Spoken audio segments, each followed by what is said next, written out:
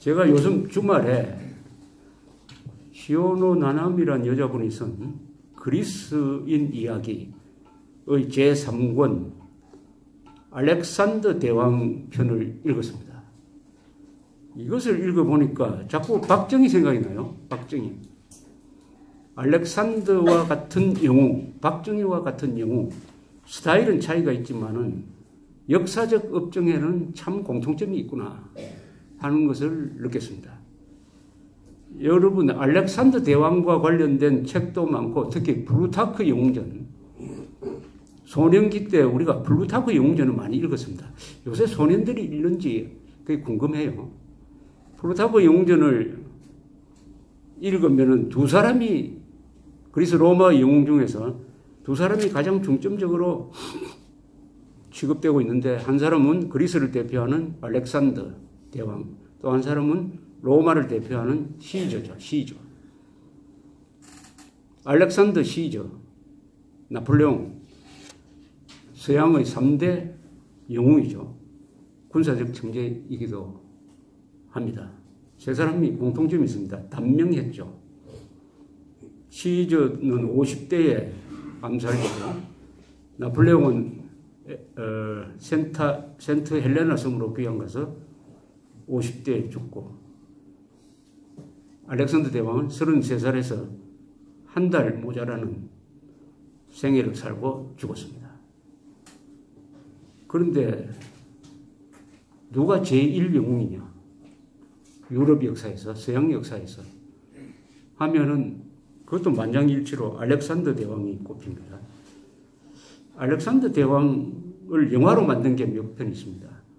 리처드 버튼이 나오는 것도 있고, 요사이 최근에도 뭐 몇 편 나왔는데, 그걸 보면서 제가 느낀 게, 이 사람을 영화로 다뤄서는 안 되겠다. 이 사람처럼 스케일이 큰 사람을 영화 한 편으로 만들기는 참 어렵겠고, 다큐멘터리로 해서 한 수십 편을 만들어야 될 사람이구나 하는 걸 느낄 때가 있습니다. 알렉산더적 영웅과 이 박정희적 영웅은 스타일은 정반대입니다. 공통점이 있습니다. 한 시대를 만든 거예요. 제도를 만든 겁니다. 그 사람이 만든 시대가 오래 갔어요. 중간에 끊어지지가 않았어요. 뒤집어지지가 않았습니다.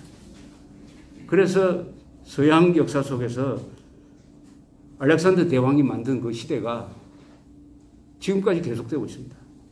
그걸 흔히 헬레니즘 시대라고 그러죠. 헬레니즘 시대. 알렉산더 대왕은 20살에 왕이 되어가지고 페르시아 제국을 치는 원정을 동쪽으로 진행을 하면서 지금의 파키스탄, 아프가니스탄, 우즈베키스탄까지 갔습니다. 점령을 다 했어요. 그리고 이집트를 점령을 하고 로마 쪽으로는 가지 않고 카르타고 쪽으로도 가지 않고 해서 대충 한 600만 평방킬로미터, 미국의 한 60% 정도 되는 지역을 지배를 하는 사람이 됐습니다. 인구가 아마 한 5, 6천만 명 되지 않았을까 추정이 됩니다. 전쟁을 하면은 항상 이 사람은 맨 앞장에 섰습니다. 그래서 부상도 참 많이 당했어요. 페르시아하고 싸울 때는 보통 1대5의 중과 부족 상태에서 싸워도 다 이겼습니다. 똘똘 뭉쳐서 자신들을 알렉산더 대왕을 보좌하는 동지들이 있었습니다. 그리고 마케도니아 군인들과는 마치 한 가족처럼 그렇게 정을 나누면서 싸운 사람이죠. 속전속결을 아주 중요시한 사람입니다. 전쟁에서 가장 중요한 것은 속도입니다. 속도. 몽골 기마군단이 세계를 정복한 것도 스피드에서 나왔죠. 그것을 안 사람입니다. 그러나 알렉산더 대왕은 정복만 잘한 것이 아니라 정복을 하고 나서는 패전한 사람들에 대해서 온정을 베풀고 포로는 석방하고 왕노를 계속 하도록 하고 페르시아를 정복하고도 페르시아 사람들을 탄압하지 않고 개방 정책을 폈습니다. 그리고 알렉산드리아라는 이름의 도시를 한 70군데를 만들었다고 합니다. 그 중에서 가장 유명한 것은 카이로 옆에 있는 알렉산드리아죠. 지금 이런 걸 통해서 제도를 만든 사람입니다. 제도. 전쟁은 파괴적인 것이지만은 전쟁 이후에 새로운 질서를 만들고 제도를 만들면은 그게 오래 갑니다. 오래. 전쟁은 그래서 창조적 파괴가 될 수가 있습니다. 이렇게 10년 동안 당시에 알려진 문명 세계의 거의 대부분을 정복한 이후에 이 사람이 죽었어요. 죽고 나서 부하들 사이에 한 50년 동안 내전이 벌어졌습니다. 결국 나중에는 두 개의 나라로 이렇게 결론이 나죠. 한 나라는 시리아에 본부를 두고 다른 나라는 저 알렉산드리아에 본부를 둔 두 나라로 정리가 되면서, 그러나 알렉산더가 구축한 그 개방적이고 포용적인 이 문명 세계는 그대로 계속이 됩니다. 첫째, 그리스 말이 공용어가 됩니다. 그리고 그리스의 문화 예술이 꽃을 피웁니다. 대제국으로 통일되면 전쟁이 일어나지 않으니까 사람들이 안정되게 생업에 종사할 수가 있습니다. 그러면 예술을 하는 사람, 문학하는 사람도 열심히 작품을 만들어냅니다. 인류 역사상 가장 위대한 조각품은 바로 이 시대에 나왔습니다. 여러분, 루브르 박물관을 가시면은 그걸 다 보려면은 몇 달 있어야 되니까 급한 김에 세 개만 보자 그러죠. 세 개. 루브르 박물관에 가서 요 세 개 보신 적 있습니까? 첫째, 모나리자. 미로이러스. 또 하나는 니케의 여신상이라고 하는 파리부르지. 요 세 개 중에 두 개는 바로 알렉산더 대왕이 연 헬레니즘 시대 때의 작품입니다. 그러니까 유럽의 고고학 박물관에 가면은 바로 알렉산더가 만든 헬레니즘 시대, 즉 서기 323년에 죽었으니까 그 뒤에 한 170년 동안 계속된 이때 만든 예술품이 제일 질이 높습니다. 질이 높아요. 1500년 뒤에 태어난 미켈란젤로가 그것을 보고 낙담을 했다는 거 아닙니까? 사람이 할 수 있는 것은 다 만들었는데 나는 뭘 만들어야 되느냐? 라고 했다는 거죠. 이 헬레니즘 시대는 로마가 팽창하면서 이제 로마가 다 접수를 해버립니다. 로마가 접수를 하면서도 그리스 문명을 파괴하지 않고 알렉산더 대왕이 만든 제도, 언어, 예술, 정신, 학문, 철학 이런 것을 다 받습니다. 받아요. 로마가 그리스를 정복했지만 그리스가 로마의 정신을 점령했다. 이런 말이 있습니다. 그래서 우리가 항상 로마 문명을 이야기할 때 그리스 로마 문명이라고 이야기합니다. 정신적인 부분은 그리스, 정치 제도나 이런 것은 그리스와 로마가 합쳐 있습니다. 로마 나라는 그리스와 다른 것은 군사국가죠. 그리고 어마어마한 건축물을 만드는 이 토목 건축 기술이 대단하고, 그리고 원로원이라든지 공화정이라든지 또는 뭐 독재관이든지 이런 정치 제도를 발전시킨 사람들입니다. 아주 실용적인 사람들이에요. 그런 점에서 그리스와 다르지만은 다른 것이 오히려 잘 돼가지고 그리스 로마 문명을 만들어냈습니다. 이 로마 문명이 나중에 기독교를 받아들이고 그 기독교가 피로감이 생기니까 500년 전에 종교개혁이 일어나고 르네상스가 일어나고 거기서 산업혁명, 민주주의로 가는 토양이 형성돼서 오늘날 서구 문명이 세계를 주도하는 형국으로 되었습니다. 그 출발점이 바로 알렉산더 대왕의 10년 동안의 대원정과 헬레니즘 시대의 개막이었습니다. 이승만 박정희가 만든 문명, 이걸 나중에 우리가 헬레니즘이라고 하듯이 뭐라고 명칭을 하나 붙여야 될 겁니다.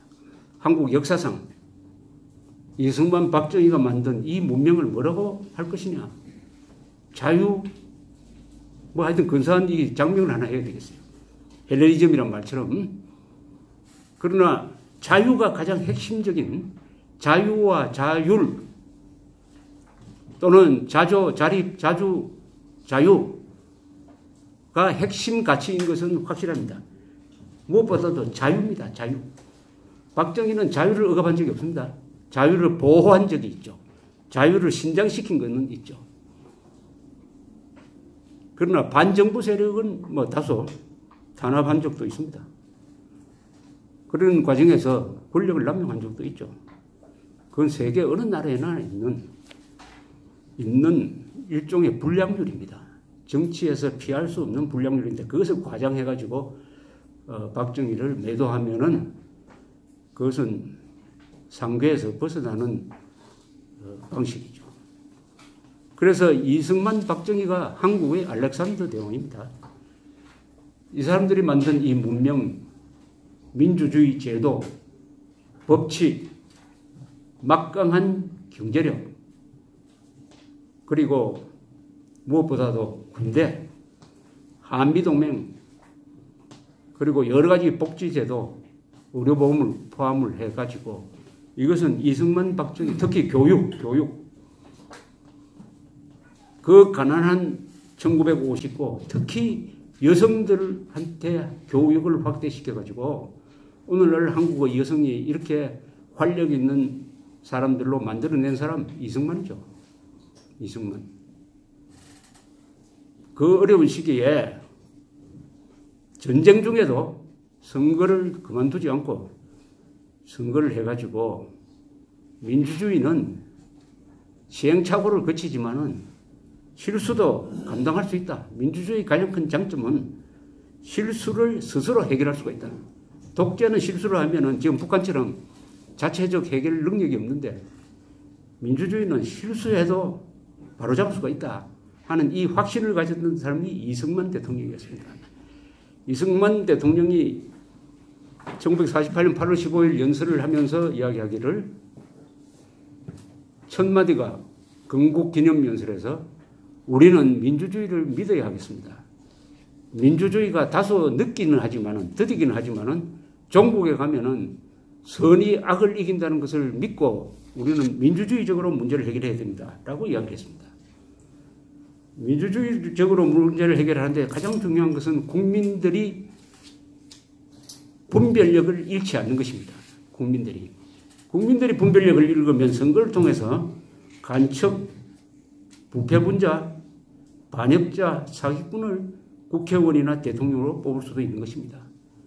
그러면 그 민주주의는 범죄 집단의 노르개가 되는 것이죠. 선동당하지 않는 국민을 어떻게 만들 것이냐 하는 것은 아직도 한국의 민주주의가 풀지 못한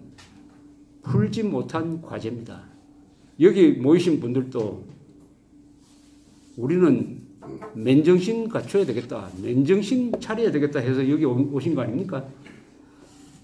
맨정신. 어떤 고참 기자가 저한테 오더니 물었어요. 기자 정신의 반대말이 뭔지 압니까? 모르겠다고 하니까 맨정신이랍니다. 기자 정신의 반대말이 맨정신이랍니다. 지금 기자가 한국 사람들을 맨정신 상태에서 못 있도록 선동한다는 거죠. 기자지. 종편은 무슨 약자냐? 종일 편파방송. 한국 언론이 한국 민주주의를 위협하고 있습니다. 언론이 시와 비를 뭐가 옳고 뭐가 그런 것을 가리지 못합니다. 그 전 단계로 뭐가 거짓이고 무엇이 참인지를 가르치지 않아요. 이번에 판문점 선언문에 북한이 완전한 비핵화를 약속했다 해가지고 막 선전하고 있습니다. 그 완전한 비핵화는 읽어보면은 완전한 한반도의 비핵화로 되어 있습니다. 완전한 북한의 비핵화라 될 거 아닙니까? 완전한 한반도의 비핵화, 한국이 핵이 없는데 무슨 한국이 비핵화할 게 있습니까? 그 말은 무슨 뜻이냐? 한반도를 비핵지대화로 설정을 하고 미국이 핵무기 들여오는 거 안 된다. 핵무기를 실을 수 있는 비행기나 군함을 가져와서도 안 된다. 따라서 해구산도 포기해야 된다. 주한미군 철수해야 된다. 한미동맹 해체해야 된다는 의미를 품은 말이 바로 한반도 비핵화, 북한식으로 말하면 조선반도의 비핵지대화입니다. 그 말이 거기에 들어간 거예요. 그런데도 북한이 완전한 비핵화를 약속했다고 지금 언론이 국민을 속이고 있습니다. 속이고 있습니다. 완전한 비핵화가 아니라 완전한 사기죠. 그런데 속아 넘어가는 데 아무도 도리가 없습니다. 대한민국 사람들의 학력은 세계 1등입니다. 그리고 국민 평균 IQ가 세계에서 1등이에요. 세계에서 가장 머리 좋은 사람이 가장 많이 배워도 속아 넘어가는 데도 1등이다. 가장 많이 배운 사람이 속는 데 1등입니다. 천안함 폭침이 북한 소행이 아니라는 사람이 1%만 돼도 그게 문제입니다. 교육이 필요합니다. 30%. 놀라운 사실은 배울수록 많아요. 학력이 높아질수록 속는 사람이 많다. 이런 나라는 위기가 옵니다. 이런 나라가 당면할 위기에 대해서 영웅숭배론을 쓴 토마스 칼라일은 서문에서 이렇게 이야기를 했습니다. 인간은 가난을 이기는 사람이 100이라면 풍요를 이기는 사람은 한 사람도 안 된다. 풍요가 오면은 사람이 다 나태해지고 상부정신을 잃게 되고 개인의 이익에 집착하고 웰빙에 몰두하면서 공동체가 약화된다. 공동체가 약화된다. 그것이 한국에서 지금 그대로 이루어지고 있습니다.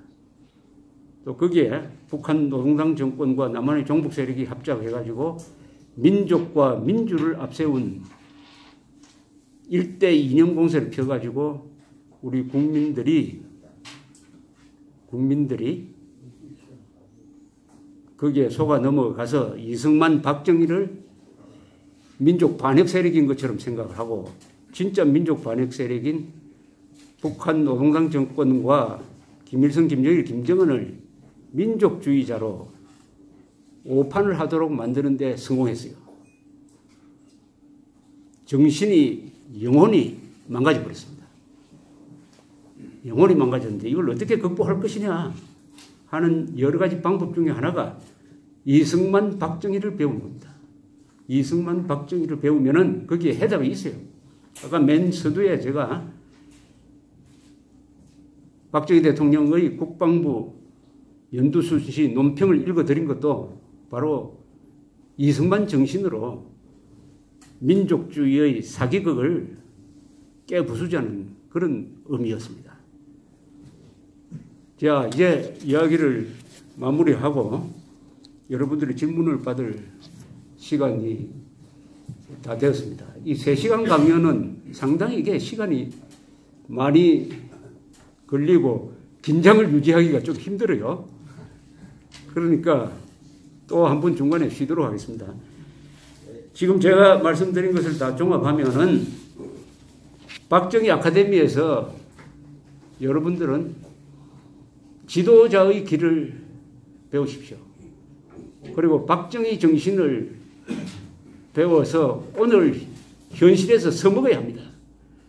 박정희를 고고학적으로 배우지 마시고 박정희의 말과 행동을 통해서 오늘의 선동 세력, 민주주의 세력으로 위장한 세력, 민주주의로 위장한 독재 세력, 민족주의로 위장한 민족 반역 세력의 정체를 벗기는데 이승만, 박정희의 말, 정신을 써먹어야 합니다. 써먹을 게 무궁무진합니다. 공산주의의 정체를 제일 정확하게 본 사람이 이승만이었고 박정희였고 두 사람이었습니다. 대한민국의 민주투사라고 자처하려면은 자처하는 사람이 있다면 그 사람한테 우리는 질문해야 됩니다. 당신이 민주투사라고 하는데 그렇다면은 물어볼 게 있다. 공산당과 싸운 적이 있느냐? 물어야 합니다.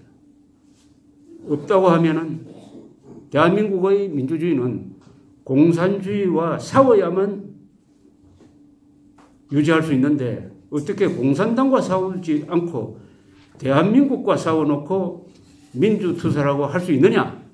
이렇게 물어야 합니다. 그렇지 않습니까? 독립투사라고 하려면 일제와 싸워야 되는 사람 아닙니까? 일제와 싸우지 않고 한민족과 싸워놓고 독립투사라고 하면 사기죠. 공산당과 싸운 적이 없는 민주투사는 사기입니다. 동시에 민족주의라고 자처하는 사람한테는 물어야 합니다. 당신은 민족을 위해서 뭘 했느냐?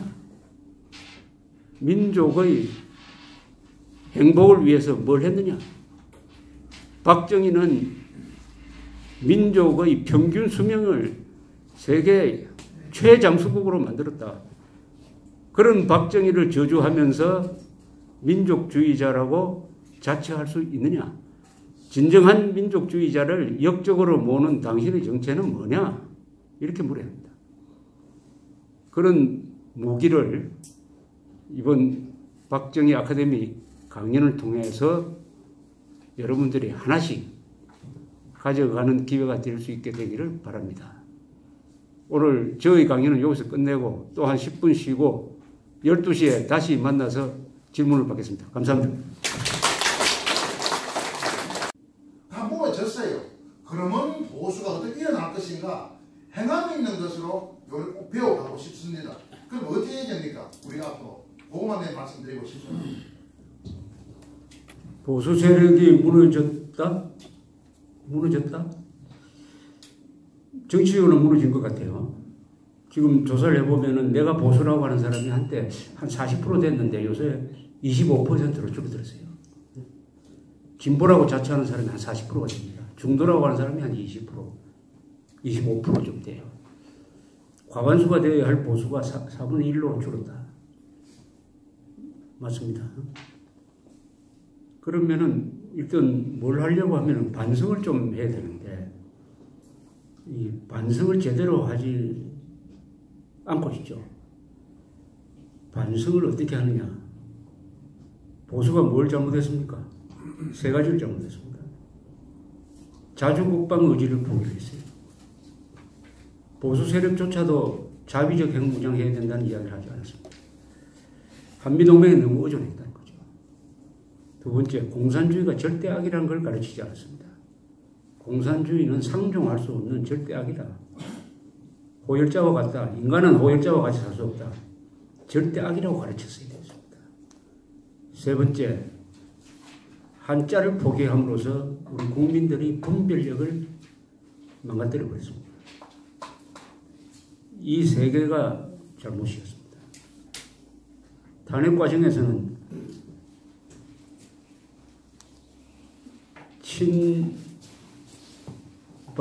비박이 싸우다가 비박 세력이 좌파하고 합세해가지고 좌파하고 싸우는 대통령을 탄핵했습니다.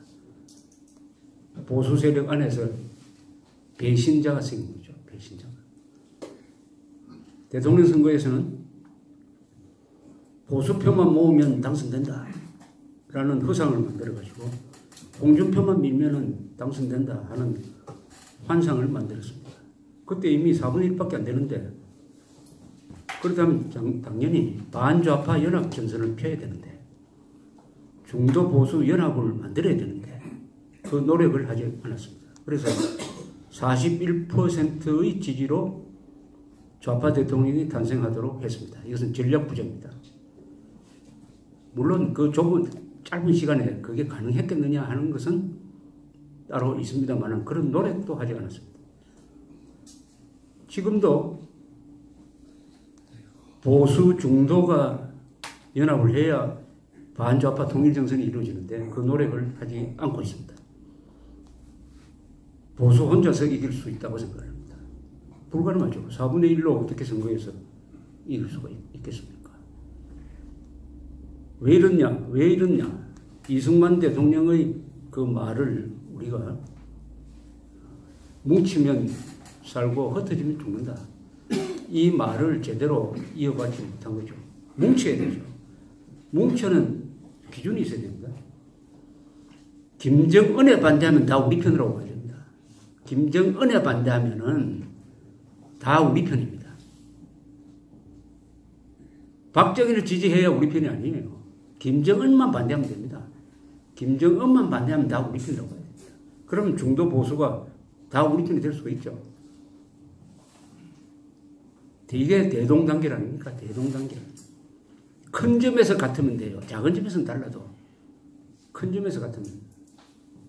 이걸 누가 해야 되느냐?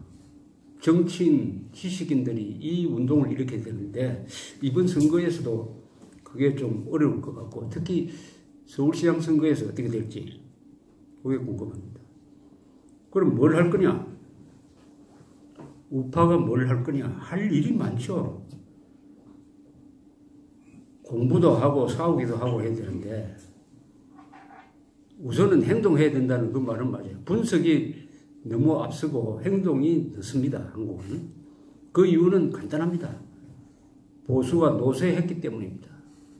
행동은 젊은 사람들이 하는 겁니다. 젊은 사람들이 할 수 있는 게 행동이고 나이 많은 사람들은 젊은 사람들을 후원하고 자기 대신에 싸울 수 있도록 지원하고 하는 것이 70대, 80대 되는 분들의 역할 아니겠습니까? 그런데 나이 많은 사람들이 직접 나왔습니다. 그것은 젊은 사람 키우는데 실패했다는 것이고 노력을 하지 않고 있다. 지금도 노력을 하지 않고 있다는 겁니다. 세상을 바꾸는 사람이 세 부류가 있다고 해요. 젊은 사람, 바보, 외부인이 바꾼답니다. 세대가 바뀌면 세상이 바뀌는 거죠. 그 다음에 교육 중요합니다. 그러나 교육은 시간이 걸립니다. 정치적으로는 선전이 더 중요합니다. 교육보다도. 선동. 좋은 의미에서 선동을 해야죠. 선동. 그 점에서는 여러분들이 열심히 하고 있어요. 선동 열심히 하고 있습니다. 이걸 어떻게 체계적으로, 능률적으로 하느냐, 뭘 통해서 하느냐, 의 고민이 있어야 되겠습니다. 선동 하려면 메시지는 간단해야 돼요. 그리고 되풀이 이야기해야 됩니다. 메시지를 간단하게 만들어가지고 되풀이 이야기를 한다. 그 메시지를 어떻게 만드느냐? 이번 판문점 합의를, 판문점 선언을 뭐라고 붙이느냐? 사기극이라고 붙이느냐? 반역선언이라고 붙이느냐? 등등 이런 것까지도 이제 고민을 해야 되죠. 이 용어입니다.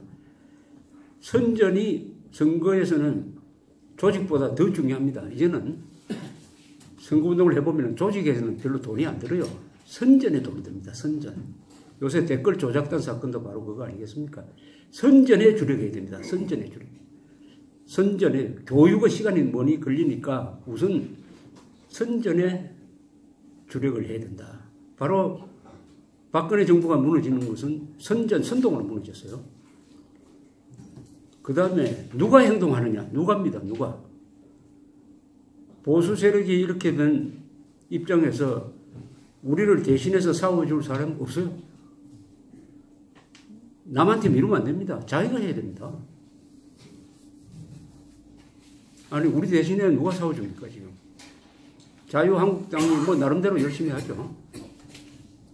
군대 경찰이 우리를 지켜줍니까? 우리가 우리를 지켜야 됩니다. 이 남 탓하고 있을 때가 아닙니다. 우리가 해야 됩니다. 우리는 그럼 어떻게 하느냐?